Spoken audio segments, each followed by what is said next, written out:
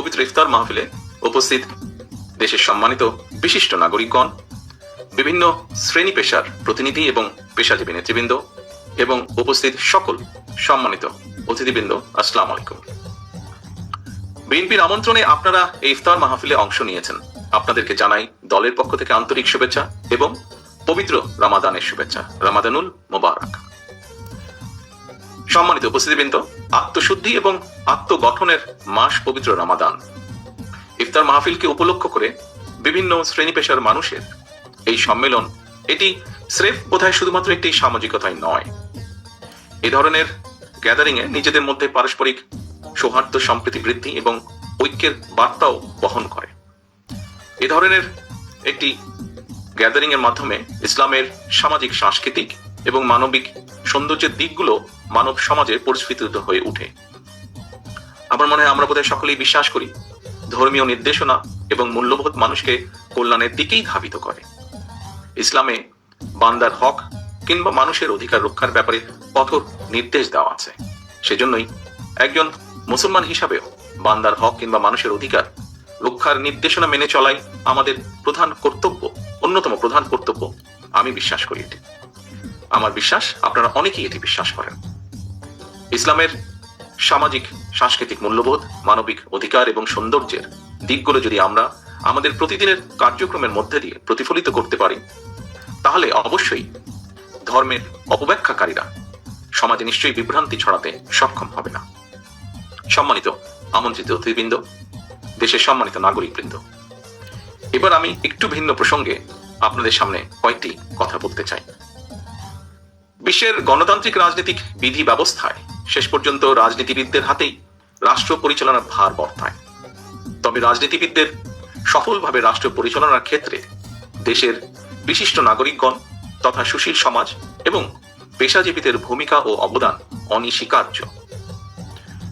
রাষ্ট্র এবং রাজনীতির ভালো মন্দের অনেক কিছুই নির্ভর করে রাজনীতিবিদদের দেশপ্রেম এবং রাষ্ট্র পরিচালনার নীতির উপর। এক্ষেত্রে রাষ্ট্র ও সমাজে বিশিষ্ট নাগরিক এবং পেশাজীবীদের ভূমিকা যত বেশি কার্যকর থাকে, রাজনৈতিক সরকারও তত বেশি দায়িত্বশীল এবং শক্তিশালী হয়। রাজনীতি আদৌ একটি পেশা কিনা এ নিয়ে বিতর্ক রয়েছে।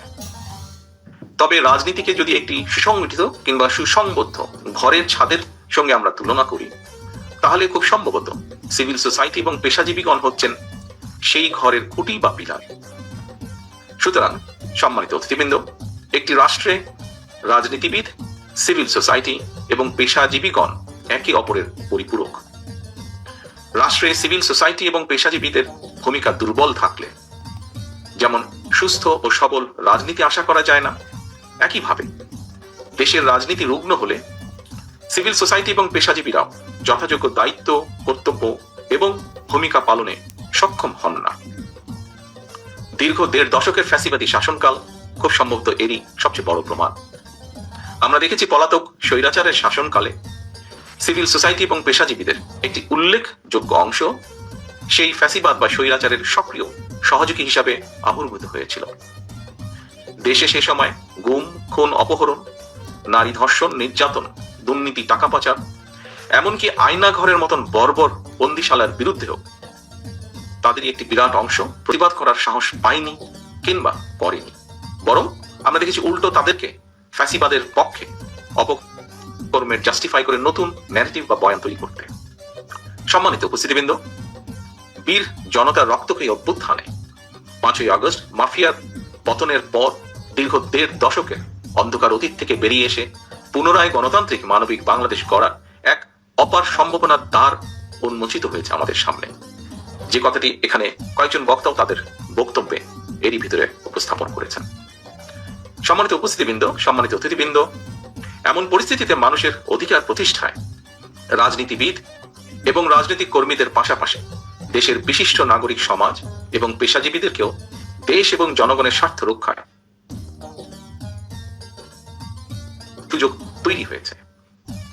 রাষ্ট্র এবং রাজনীতির স্বার্থেই পেশাজীবীদেরকে সর্বোচ্চ পেশাদারী দক্ষতা এবং উৎকর্ষতা অর্জনে আরো বেশি মনোযোগী হওয়ার প্রয়োজন অত্যন্ত জরুরি। অপরদিকে পেশাজীবীরা যাতে যার যার পেশার সক্রিয় মর্যাদা রক্ষা করে রাষ্ট্র এবং সমাজে সর্বোচ্চ অবদান রাখতে পারেন। রাজনৈতিক সরকারের কর্তব্য হচ্ছে রাষ্ট্রে তেমন পরিবেশ নিশ্চিত করা। সম্মানিত অতিথিবৃন্দ, দেশে প্রবাসে বাংলাদেশের অসংখ্য জ্ঞানী গুণী শিক্ষক, শিল্পী, সাহিত্যিক, সাংবাদিক, গবেষক, চিকিৎসক, প্রকৌশলী, বিশেষজ্ঞ, উলেমা, মাশায়েখ, মানবাধিকার কর্মী সহ বিভিন্ন শ্রেণী পেশার বিজ্ঞ অভিজ্ঞ ব্যক্তিত্ব রয়েছেন। এদের মধ্যে অনেকেই দেশ এবং জনগণের উন্নয়নে নিজেদের মেধা অভিজ্ঞতা কাজে লাগাতে চান। বিএনপিও মনে করে পেশাগত কার্যক্রম অব্যাহত রাখার পাশাপাশি বিভিন্ন শ্রেণী পেশার বিজ্ঞ অভিজ্ঞ প্রতিনিধিদের মেধা এবং অভিজ্ঞতা রাষ্ট্র উন্নয়ন পরিকল্পনায় কাজে লাগানোর সুযোগ অবশ্যই রয়েছে। তবে যা আমরা আগেও বলেছি বিভিন্ন সময়, বর্তমান রাজনৈতিক সাংগঠনিক কাঠামোতে পেশাজীবীদের অনেকের পক্ষেই নির্বাচিত জনপ্রতিনিধি হিসেবে অবদান রাখার সুযোগ হয়তো সীমিত, এবং সেজন্যই রাষ্ট্র, সরকার ও রাজনীতির গুণগত পরিবর্তনের লক্ষ্যে বিশিষ্ট জন এবং পেশাজীবীদের মেধা ও অভিজ্ঞতাকে কাজে লাগানোর জন্য বিএনপি সংবিধানে দ্বিকক্ষ বিশিষ্ট আইনসভা অন্তর্ভুক্ত করার প্রস্তাব করেছে। সম্মানিত অতিথিবৃন্দ, ঘটনাবহুল রাজনৈতিক জীবন এবং সরকার পরিচালনার দীর্ঘ অভিজ্ঞতার আলোকেই mother of democracy Begum Khaleda Zia 2016 সালে ভিশন 2030 প্রস্তাবনায় সংবিধানে দ্বিকক্ষ বিশিষ্ট আইনসভা অন্তর্ভুক্তকরণ কথা উল্লেখ করেছেন। 2022 সালে বিএনপি সহ গণতন্ত্রের পক্ষের সকল দলগুলো মিলে একত্রিত হয়ে 31 দফা সংস্কার কর্মসূচিতেও দ্বিকক্ষ বিশিষ্ট আইনসভা বাস্তবায়নের প্রতিশ্রুতি উল্লেখ করেছে। আবার এই যে দ্বিকক্ষ বিশিষ্ট আইনসভার প্রস্তাবনা, এটিও কিন্তু রাষ্ট্র, সরকার ও রাজনীতিতে গুণগত সংস্কারেরই একটি বড় অংশ।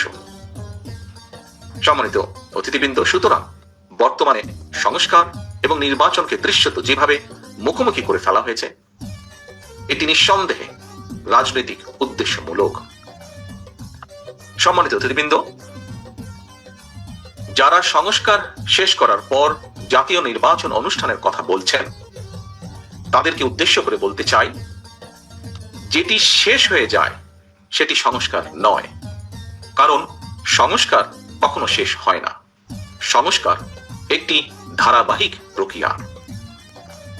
দেশের বর্তমান সংবিধান, যেটিকে ইচ্ছে মতন কাটাছেঁড়া করে পতিত স্বৈরাচার প্রায় তাদের দলীয় সংবিধানে পরিণত করে ফেলেছিল, সেই সংবিধানের 65 অনুচ্ছেদের 2 দফায় লেখা রয়েছে, জনগণের প্রত্যক্ষ ভোটে নির্বাচিত জনপ্রতিনিধিদের নিয়ে জাতীয় সংসদ গঠিত হবে। সংবিধানে সুস্পষ্টভাবে উল্লেখ থাকার পরও পলাতক ফ্যাসিবাদী সরকারের আমলে সারা বাংলাদেশের মানুষ দেখেছে, বারবার সারা বিশ্ব দেখেছে, বারবার জনগণের ভোট ছাড়াই গঠন করা হয়েছিল জাতীয় সংসদ। পলাতক স্বৈরাচার সংবিধান মানেনি। এ কারণেই বাংলাদেশ জাতীয়তাবাদী দল বিএনপি মনে করে, গণতান্ত্রিক রাজনীতিতে কেতাবি কিংবা পুঁথিগত সংস্কারের চেয়ে বেশি গুরুত্বপূর্ণ হচ্ছে গণতান্ত্রিক রাজনৈতিক অধিকার এবং আচরণের ব্যবহারিক প্রয়োগ। জনগণের গণতান্ত্রিক চর্চার মধ্যে দিয়ে কেবল সংস্কার প্রক্রিয়া টেকসই এবং সফল এবং কার্যকর হয়ে উঠতে পারে। সম্মানিত অতিথিবৃন্দ, দেশের রাজনৈতিক অঙ্গনে গৌণ ইস্যুকে মুখ্য ইস্যু বানাতে গিয়ে নিজেদের অজান্তেই ফ্যাসিবাদী বিরোধী জাতীয় ঐক্যের মধ্যে সংশয়, সন্দেহের জন্ম দেওয়া হয়েছে বা হচ্ছে।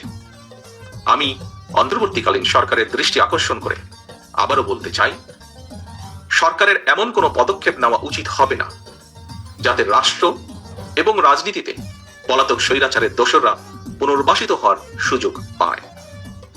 পতিত স্বৈরাচারের দোসরদের হাতে এখনো রাষ্ট্র থেকে লুণ্ঠন করা, জনগণের পকেট থেকে লুণ্ঠন করা হাজারো হাজার কোটি টাকা রয়ে গিয়েছে। এমন পরিস্থিতিতে জাতীয় নির্বাচনের আগে স্থানীয় নির্বাচন হওয়ার অর্থ সারা দেশে ঘাপটি মেরে থাকা পলাতক স্বৈরাচারের দোসরদেরকে রাজনীতিতে পুনর্বাসনের সুযোগ সৃষ্টি করে দেওয়া। সম্মানিত অতিথিবৃন্দ, দীর্ঘ 1.5 দশকের মাফিয়া শাসনকালে তরুণ প্রজন্মের প্রায় 3.5 কোটি ভোটার সহ কেউ ভোট দিতে পারেনি। সুতরাং এইসব ভোটারদের রাজনৈতিক ক্ষমতায়ন নিশ্চিত করার জন্য সবার আগে প্রয়োজন জাতীয় নির্বাচন অনুষ্ঠান। নাগরিকগণ রাজনৈতিকভাবে ক্ষমতাশালী না হলে কোনো সংস্কারই কিন্তু টেকসই হবে না। সম্মানিত অতিথিবৃন্দ, ইফতারের সময় প্রায় হয়ে এসেছে। আমি আমার বক্তব্যের মালার বাড়াতে চাই না, বেশি কথা বলতে চাই না আমি আর। গণতন্ত্র ও মানবাধিকার ভোটের অধিকার প্রতিষ্ঠা দীর্ঘ আন্দোলন সংগ্রামে সকল শহীদ এবং আহতদের এই পবিত্র ইফতার মাহফিলে আল্লাহর রহমত কামনা করছে। পবিত্র ইফতার মাহফিলে আপনারা কষ্ট করে অংশগ্রহণ করেছেন আমাদের এই আজকের ইফতার মাহফিলে, তার জন্য আবারও আপনাদের সকলকে দলের পক্ষ থেকে আন্তরিকভাবে ধন্যবাদ জানাচ্ছি।